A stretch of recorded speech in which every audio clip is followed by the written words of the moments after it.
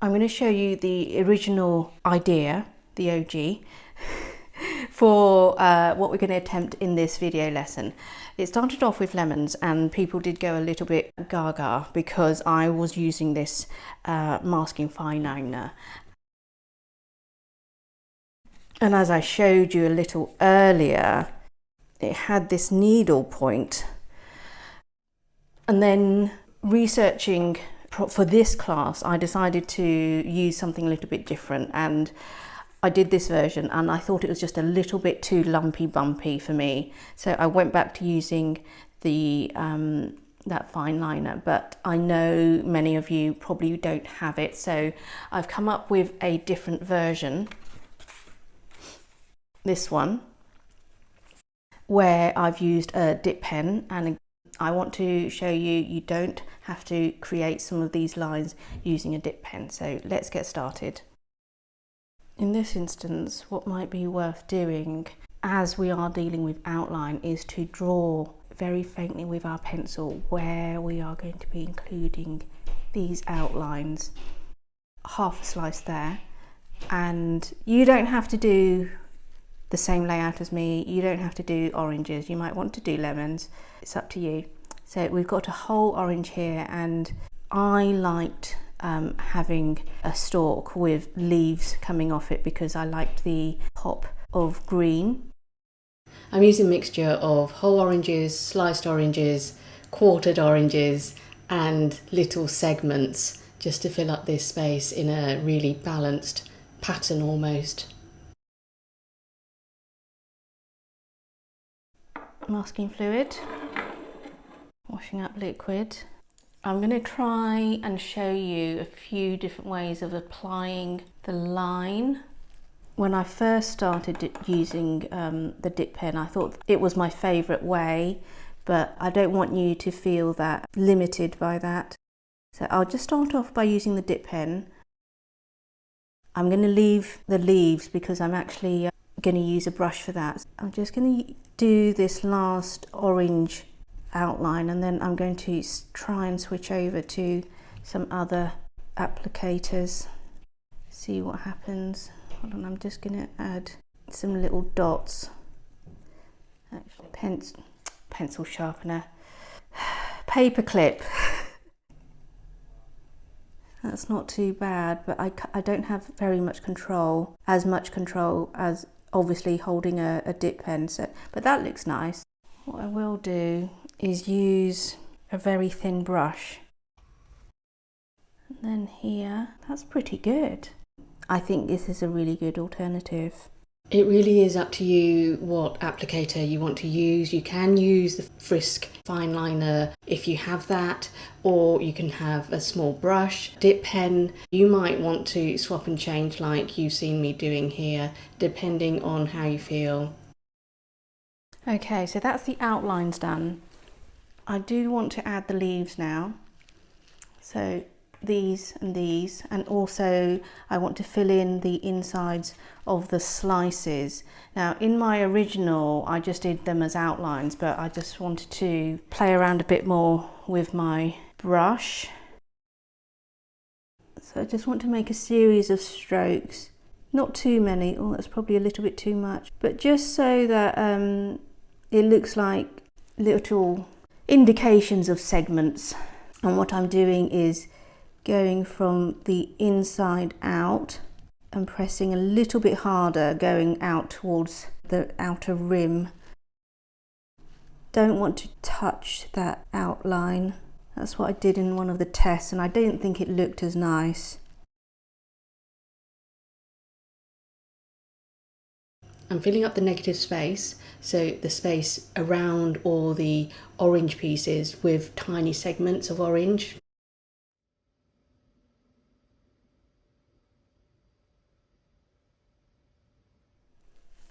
This is now dried very nicely. Just double check everything.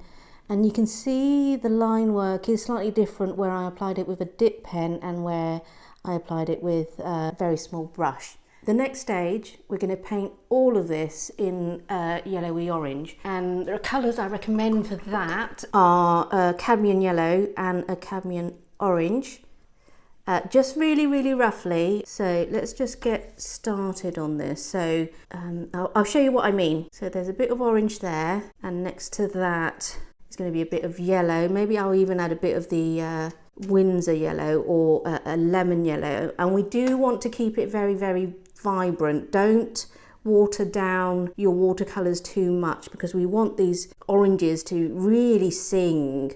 What I want to do to add a bit of dimensionality to some of my whole oranges is just to dab a bit more orange pigment to maybe some of the outside areas. And because it's damp, it will keep spreading like that, and it's going to look fabulous. And don't worry too much about filling it beautifully. And that is all we're going to do for now. We just have to let it dry, and then I will show you the next stage. Now this initial orange wash has dried, we want to add a green wash in the negative space. So around all the orange pieces. I'll show you what I mean. What I need to mix up is a dark green, and I'm using a Viridian here. Tiny bit of Payne's Grey, just to deepen it, and also some sap green. You want to avoid going inside the masking fluid lines.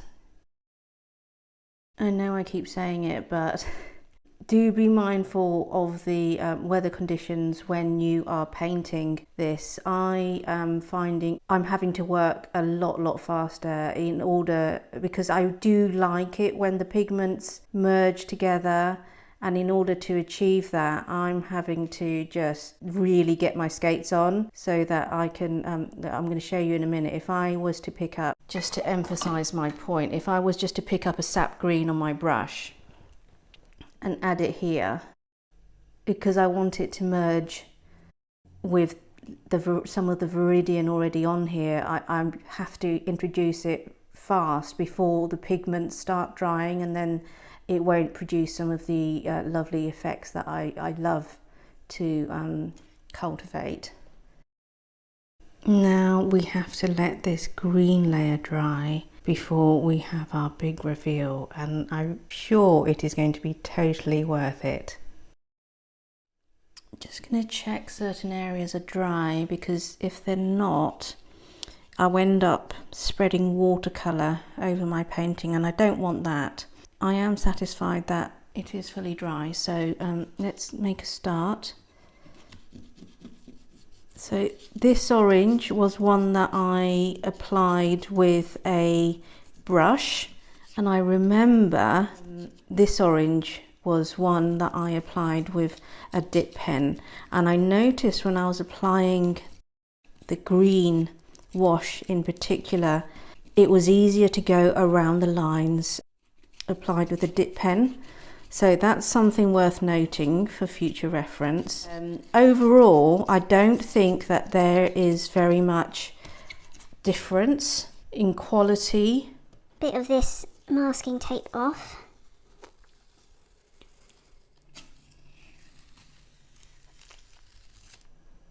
There is just one last thing we need to do, and that is to fill in the stalks and the leaves and the various quarter slices. So first of all, I'm going to mix up a bright green. I think I'm going to use a little bit of Windsor yellow, or just a cadmium yellow as a base, and add a drop of sap green, and that should be enough. And you can see how it does contrast nicely against that dark background. So I'm glad we did go in as dark as we did. Here's the finished piece. A few of the bits are still drying, but you get an overall feel for how it's going to turn out, and I'm really thrilled with it. It's a very jolly piece. I love the contrast between the dark green background and the light green of the stems and the leaves. I just want to pause here between these two whole oranges, the one on the left and the one on the right. They were outlined using a dip pen and the brush, if you may remember. There are advantages and disadvantages for using them. I think one of the things that I learned was with the dip pen, it was easier to paint around it when I was applying that green background.